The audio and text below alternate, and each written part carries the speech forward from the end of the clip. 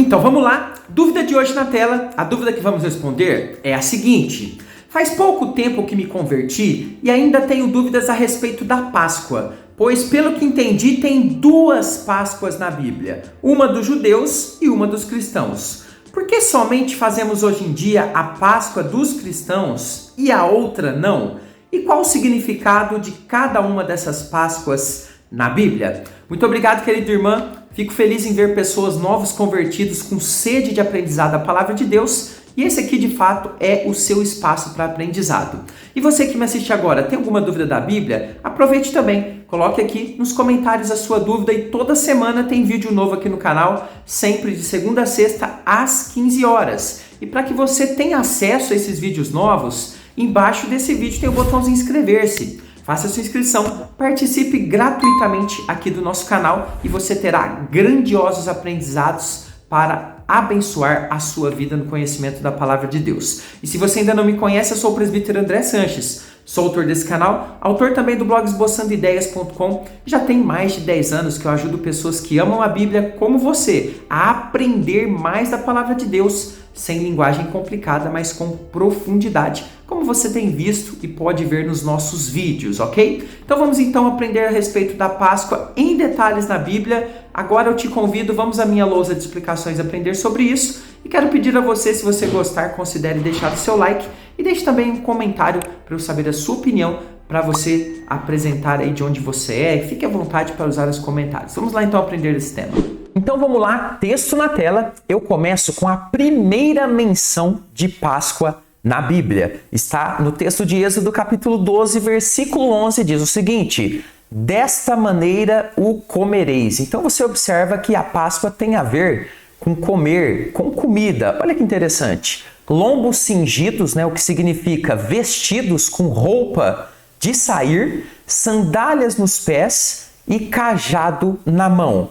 Comê-lo-eis à pressa. Então observe aqui que a primeira Páscoa ela está ligada a uma coisa que vai acontecer rapidamente. E diz o texto, é a Páscoa do Senhor. Eu vou explicar tudo em detalhes a respeito dessas duas Páscoas e a gente precisa entender a ligação entre elas. Apesar de termos de fato duas Páscoas citadas na Bíblia e muita gente se confunde aqui a respeito dessas duas Páscoas, na realidade nós temos uma coisa só. A gente vai ver que uma Páscoa é a continuidade da outra.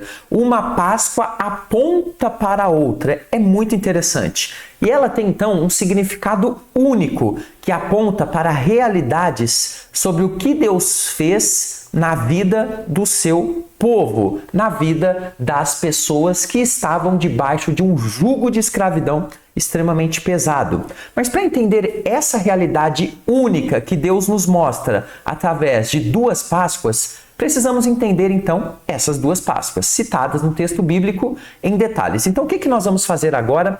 Eu vou explicar a primeira Páscoa para você, bem em detalhes, vou explicar a segunda Páscoa e vou explicar a ligação entre elas. Então, eu peço a você, veja o vídeo até o final, mesmo que você conheça um pouquinho da história da Páscoa, eu tenho certeza que tem muita coisa que vai ser acrescentada ao seu conhecimento no estudo de hoje, combinado?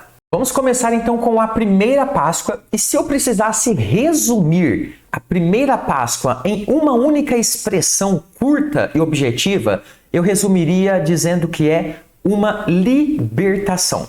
E a gente vai entender a respeito disso. Mas antes, um recado bem rápido para você. Não sei se você sabe, mas nós temos um curso aprofundadíssimo de Bíblia que se chama Conheça a Sua Bíblia de Capa a Capa. Ou seja, vamos estudar lá de Gênesis até Apocalipse com maior profundidade até do que os estudos que nós temos aqui no YouTube, que já são bem interessantes, os irmãos têm acompanhado. Se você tem interesse em conhecer mais dessa proposta, embaixo do vídeo tem a área de comentários, é só você clicar em cima dela. Assim que abrir a área de comentários, o primeiro comentário fixado tem um link que você acessa a nossa página. Esse é um projeto de ajuda a missões, ao mesmo tempo em que estudamos a Bíblia juntos. Eu vou ser o seu professor, você vai assistir aulas gravadas no horário que você quiser, pode ser no celular, tablet, TV, onde você quiser, e você vai ter o meu WhatsApp particular para tirar todas as suas dúvidas todos os dias. Olha que bênção! Então acesse assim que terminar o vídeo para ver mais informações. Queridos, o povo de Israel vivia como escravos lá, no Egito, escravos do povo egípcio já em torno de pouco mais de 400 anos. A Bíblia diz que Deus então ouviu uma oração de clamor daquele povo que vivia oprimido. Observe o que diz o texto em Êxodo capítulo 2, versos 23 e 24. Os filhos de Israel gemiam porque o sofrimento era grande. Eles eram servos, mas servos escravos. E por causa dessa escravidão, eles clamaram, diz o texto, e o seu clamor subiu a Deus. Olha a importância de orar, de clamar. Deus, diz o texto, ouvindo o seu gemido, lembrou-se da aliança com Abraão, com Isaac e com Jacó. Obviamente, quando o texto diz lembrou-se, está querendo dizer que Deus então decidiu que seria o momento de atender o clamor do seu povo. Chegou o tempo de terminar com essa servidão e cumprir as promessas feitas a Abraão, a Isaac e Jacó. Deus resolveu então libertá-los e para isso convocou um servo chamado Moisés para liderar esse movimento de libertação que Deus iria promover no Egito. Ao mesmo tempo que libertava o seu povo, Deus também traria juízo pesado sobre Faraó e os egípcios. O faraó, porém, o líder máximo político do Egito, não quis deixar o povo de Israel sair. A gente já conhece bem a história. Por isso, o que Deus fez? Enviou inicialmente 9 pragas pesadíssimas. Mas, mesmo assim, o que nós observamos dentro da história é que, mesmo sendo castigado por essas pragas, o faraó se recusou a deixar o povo israelita ir embora rumo à liberdade que o próprio Deus prometeu que daria ao seu povo. Foi então que nós chegamos ali na preparação da 10ª praga, que seria a mais pesada de todas. Essa praga era a morte dos primogênitos. Lembrando a você que o primogênito é aquele filho mais velho, o que nasceu primeiro ali no casal. O texto bíblico vai ensinar que tanto os primogênitos lá do Egito, os homens, iriam morrer, as mulheres, como também as crianças e também até os animais primogênitos iriam morrer. Só não morreriam aqueles que cumprissem algumas ordens específicas dadas pelo Senhor. Olhe bem aqui.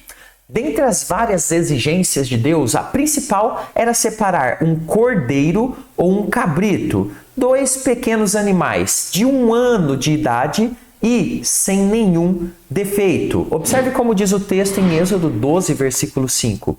O cordeiro tem que ser, diz o texto, sem defeito, perfeitinho. Não valia um que não tivesse uma perna ou que tivesse algum defeito. Deus não aceitaria. Tinha que ser totalmente perfeito. Tinha que ser também macho e com 1 aninho de idade. Podereis tomar um cordeiro ou um cabrito. Esse animal deveria ser morto. Então observe bem esse trecho que é muito importante. Ele deveria ser sacrificado num dia determinado, que eu não vou entrar muito em detalhes aqui, que não é o nosso objetivo, e o sangue desse animalzinho ser passado nos batentes das portas. Observe como diz Êxodo 12, versículo 7. Tomarão do sangue e o porão em ambas as ombreiras e na verga da porta, nas casas em que o comerem. Então observe que a Páscoa ela começa então com um ato de fé. Eles teriam que crer que um animal morto com o seu sangue que seria passado ali nas portas protegeria o povo e faria com que o Egito fosse devastado e então eles seriam libertos. Só para você entender aqui, então nós temos aqui as ombreiras das portas, as partes laterais e a parte da verga da porta. Então, cada casa deveria então ali, juntamente com uma família, sacrificar um pequeno animalzinho e o seu sangue ser passado nessas partes da porta. Isso iria indicar então que essa pessoa e essa família, melhor dizendo, era uma família protegida pelo Senhor e Deus não iria fazer nada contra essas pessoas que estavam dentro, por detrás dessa porta. Quando Deus viesse para matar os primogênitos no Egito, vendo o sangue nos batentes, não mataria ninguém daquela casa. Onde não tivesse o sangue do animal, o primogênito morreria. Haveria então condenação, morte, tristeza grandiosa. Aquele sangue e, claro, a obediência à voz de Deus era a garantia de vida e libertação daquelas pessoas. O que acontece na sequência é que a 10ª praga ela cai sobre o Egito e todos os primogênitos do Egito morrem, e inclusive um dos principais, que é o primogênito do faraó, aquele obviamente que seria o sucessor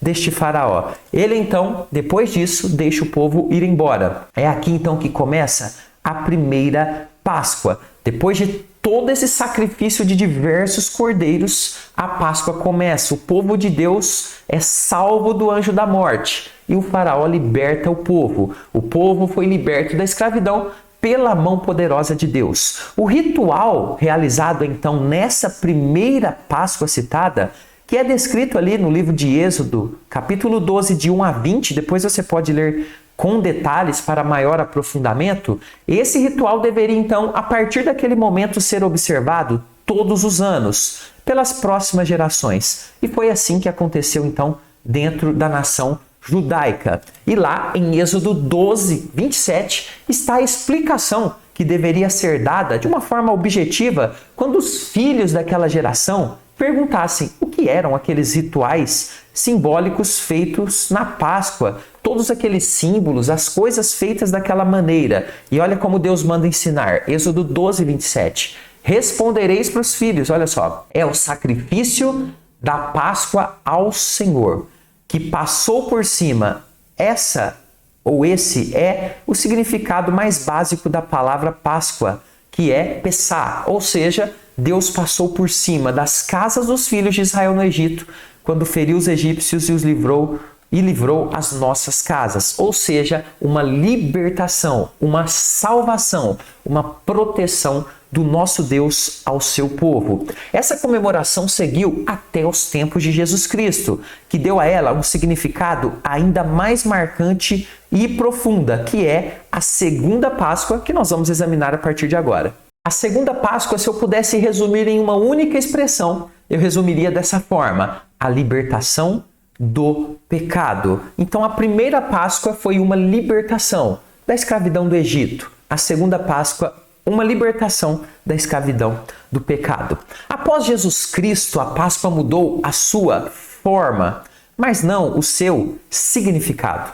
Jesus, através do seu sangue, nos libertou também de uma escravidão, da pior de todas, a escravidão do pecado, aquela que traz condenação, não só ao primogênito, como era no Velho Testamento naquela ocasião, mas todo aquele que peca, ele está condenado à morte espiritual, à morte para sempre. O ser humano sem Cristo é escravo totalmente do pecado e o seu caminho é caminho de morte. Diz Paulo lá em Efésios capítulo 2, a partir do verso 1, que nós estávamos então mortos nos delitos e pecados.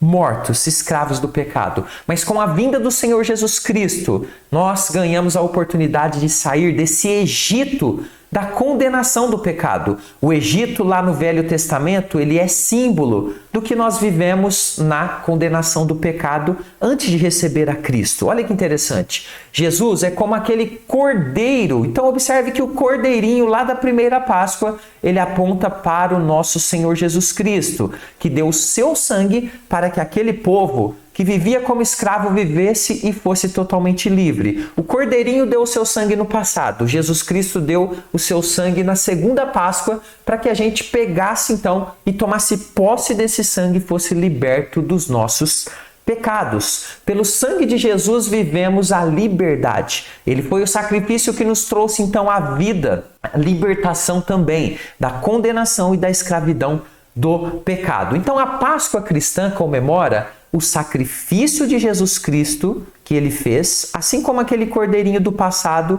com o seu sangue entregue em nosso lugar, mas também a ressurreição de Jesus, que é um elemento a mais, que aponta que a gente saiu do Egito da morte. Saímos então dessa situação terrível, assim como o Senhor Jesus saiu do seu túmulo e ressuscitou. Jesus é o nosso então Cordeiro Pascal, morto em nosso lugar e aquele que indica pra gente o nosso destino, também depois da morte, que é a ressurreição, assim como ele. Diz o texto em 1 Coríntios 5:7, o apóstolo Paulo utilizando os mesmos símbolos da primeira Páscoa. Observe, lançai fora o velho fermento. Lá no Velho Testamento, depois da Páscoa, acontecia a festa dos pães asmos. Não usavam fermento, como símbolo também de toda aquela pressa de sair do Egito. Diz o texto, então, para que sejais nova massa, como sois de fato, sem fermento. Ou seja, agora a nova Páscoa, ela é uma libertação ainda maior, uma novidade ainda maior de vida para nós.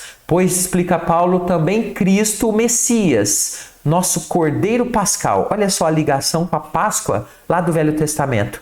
Ele foi imolado, ele morreu, ele deu o seu sangue. Só que agora a gente não passa o sangue na porta. A gente foi, ou melhor, Cristo foi com o seu sangue na presença de Deus e se apresentou em nosso lugar, para que tivéssemos vida e vida em abundância. Ele nos propiciou a liberdade através do seu sangue e da sua vitória na cruz. Isso é empolgante. Essa é uma comemoração a ser lembrada todo dia, não somente na Páscoa, mas claro, nessa época do ano, os cristãos, eles fazem isso de uma forma muito mais vigorosa. É uma festa maravilhosa.